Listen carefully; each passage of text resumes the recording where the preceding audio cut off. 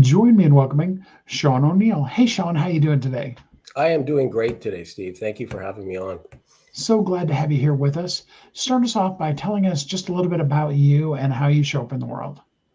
Well, interestingly, I'm Canadian, first off, born and raised in Montreal. So I grew up in French and then converted to English. And then moved through my career to Toronto, where I actually was an IT executive. I have an MBA from Schulich School of Business here in Toronto, and spent the better part of 30 years in the IT world. Before one day waking up and saying at 52 years old, there's got to be more to life than this.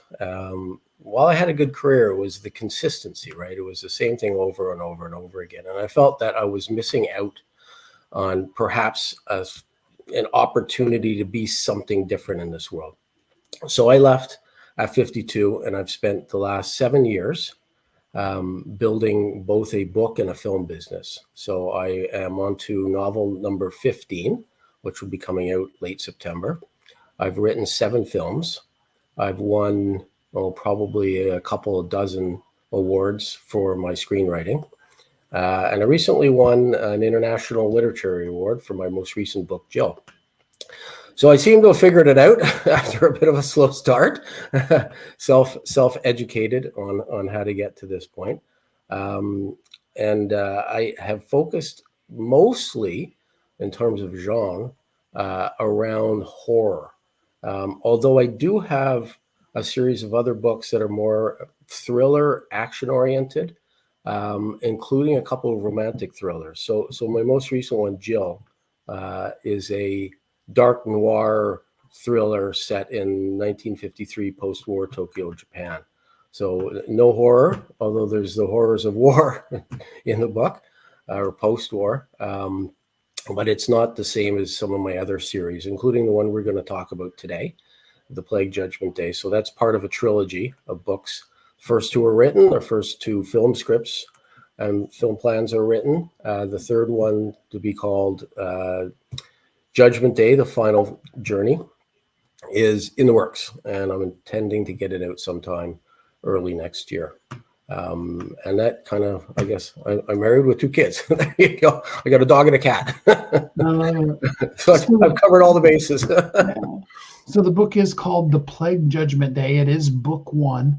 Yes. I love the way you intro it, because you're like, what if some of the things they told you about in church actually happened? Regardless of what your religious basis is, what if some of those things actually happened here in the world? Well, they did. Now what are we going to do? Yeah. So talk to us a little bit about, first of all, where you even came up with the book. So I have this very creative mind, it turns out. And I get a lot of inspiration from dreams. So I have very vivid dreams. It turns out, I found out a few years back through testing of my daughter, that I'm actually on the spectrum, the autism spectrum. So there's this sort of natural buzz going on in my head all the time. And one morning I woke up and I had this vision through the dream overnight of a group of people being trapped somewhere inside while the world's breaking down outside. And it's this concept of, am I okay or better off here than being out there? It's that, challenge at the individual level, right? So I've got comfort here. I've got protection of, we're in this barricaded environment. We've got food for some time. Or I feel the calling of my family. Do I take the risk and try and go and find them and find shelter together with them? And so this is the battle. And to your point about sort of the church sermons, I'm Irish Catholic and went to Catholic school. And I still remember being, I would say, kind of haunted by this Judgment Day concept, right? How would I fare? Right? What's going to happen? How does this take place? And I write a lot of pre-apocalyptic stories. I find the post-apocalyptic, things like The Walking Dead. I mean, they're terrific stories, but they have no real goal, right? They don't have an end point. They just keep carrying on. And I wanted to write something that I could kind of bring to a conclusion. So came in a dream, thought about it a lot, went back to my childhood and the memories I had of Sunday school and fire and brimstone, which was really hammered into us, right? And I created something that I felt was representative of our world today. And the fact that whatever messaging we received through, the Bible and other forms of documents such as that, we fiddled with over the years, right? So whatever was provided to us 2,000 plus years ago, it's not representative. Today's versions of things are not representative, perhaps, of what was provided as guidance. In my story, I believe that we were provided guidance to this coming event, and didn't heed it well. Let's leave it at that. So there you go. It kind of gives you the Cole's note summary of sort of how the story came about. Oh, I love that. So we jump into the story, and the world is not in a good place. Some of us remember 2020 and we're like, is this a little bit too true? You know what I'm saying? But, of course, a person has to get the book in order to be able to know all of it. But tell me, what is your favorite part of the book? Is it, where you start out and set it up, or is it kind of more in the middle with stuff that's going on? So the first part's ominous, right? So there's this event occurring. The world has transitioned through its movement in space into a area of dark matter. So the dark matter is what's triggering all this event to occur. So I'm kind of marrying religious beliefs with the realities of our modern universe, right? And our knowledge of the universe. We have a God particle, so why not a devil particle? And that's kind of what I introduce into the story. So the first part's ominous. It's the build-up. I really like the middle section, and the reason I like the middle section is because now you're into something like the movie 2012 or Greenland, where you've got this action, you've got movement, you've got building sort of terror around, and it's how the characters within the story interact with those risks. A lot of it is instinct. I'm being chased, I'm going to run. But some of it, when you stop running and you think about, what should I be doing? And why is this happening? And why is it affecting me? And how is it affecting me both emotionally, spiritually? And do I want to carry on? I mean, you have to ask that question sometimes. Do I really want to carry on? I remember my daughter once, I said, you wouldn't last an hour. And if we had a zombie world, she said, why would I want to? And, that's a good point. I never really thought about it.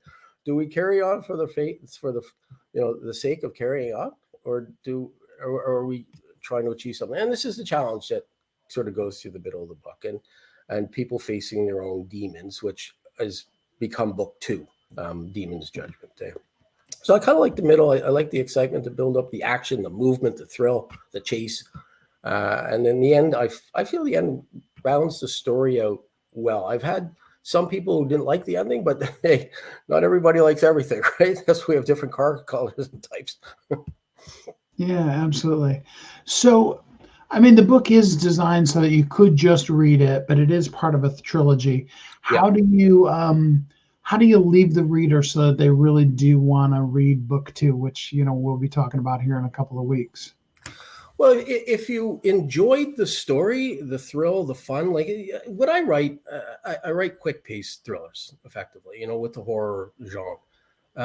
So if you've enjoyed the story, and it more or less ends there for this particular group, Demons gives you opportunity to revisit it with a different set of people in a different environment. So Demons takes place in Las Vegas. So you imagine it's Judgment Day and you're in Sin City. Probably not many worse places to be than that. And this one the second one focuses more on the idea that you're not only are you battling this event that's occurring outside the walls or outside in the world, you're battling your own inner demons. We've all sinned and we've all dealt with emotionally. How do we deal with, how do we observe, how do we live with the things we've done in life? And that's what Demons is more about. So you get an opportunity to revisit the crux of the story, where the plague takes place on the West Coast in the San Francisco area. Demons is Vegas, so it's a little bit more west. And what's happening overall in the trilogy is this darkness, which is really being triggered by Earth's movement within a dark matter patch in the universe. It's moving from west to east. So as it moves east, I'm creating more stories. The third one will be, as I said, Judgment Day, the final voyage, is going to take place in New York. So it's the furthest east on the coast. And it is going to take place mostly on a freighter that gets stolen, and a group of people, a very diverse group of people, heading towards Africa, staying just barely ahead of this darkness. So the other books will give you an opportunity to revisit that world and what's occurring in that world, but through a different set of eyes. Oh, I love that. So, totally different book, but similar to the concept of what they did with Walking Dead and Fear the Walking Dead, where they jump into the same universe, but in a totally different area with a whole new group of people. Yep. Yeah. There you go. That's the, and it's, I mean, I didn't invent anything there. I mean, it's been done many times, and it's generally, it's a successful theme. If you enjoy the first part, why not seek out? That's why they make sequels, right? Absolutely. So, I mean, the book is intended to be a fun, entertaining, maybe even a little scary read, because it is horror genre. But did you have any other intentionality behind it? I mean, are there things you want people to take away from the reading it, or were you just intending to entertain? I think what I probably inadvertently intended, because, it forced me to think about my own life as well. And I'm not saying, live by the 10 Commandments, but, are you satisfied if the end were tomorrow? Are you satisfied with who you are and what you've done? And I think part of that was a result of the change in my life, right? So walking away from a very well-paid, successful executive career to make nothing, writing books. Now that's changed, but, I looked at myself, and I thought about that when I was doing the book. I looked at myself and I said, if the end came tomorrow, did I achieve what I believe I could have achieved in this world, in this lifetime? So a little bit of thought, right? You'll see some of the characters challenged with family, some not, some, being very independent types. And there's a kind of a deeper story as you go through of the main character who's separated from his wife and his two daughters, and his search and feelings towards, he asks himself in the story, do I really want to be there at the end when they die? Or is it better that I don't know, right? So ongoing questions from the morality perspective. And as a father of two daughters, I mean, I thought a lot about this as I was writing the story. And my personal feeling, I would like to be there. I love that. Well, the book is available today on Amazon for free, the ebook. And of course, you can get it in print as well. I am going to go ahead while we're talking and drop the link in so that if a person wants to get the book and they didn't see it in the description, you can see it down in the comments now. Before I let you go, just give us a word of encouragement about, being able to read the book and have something that's both fun as well as maybe a little scary to get to be able to read. Yeah, it's like everything I write. The point to it is an escape, right? So you sit on an airplane, you get a 4-hour flight. You want to escape. So what I write is very visual oriented, and I do that intentionally because I then convert it or adapt it to screen. And I've got these two, The Plague and Demons, are in the early stages of production, pre-production. So I expect that they will be movies within the next 18 to 24 months.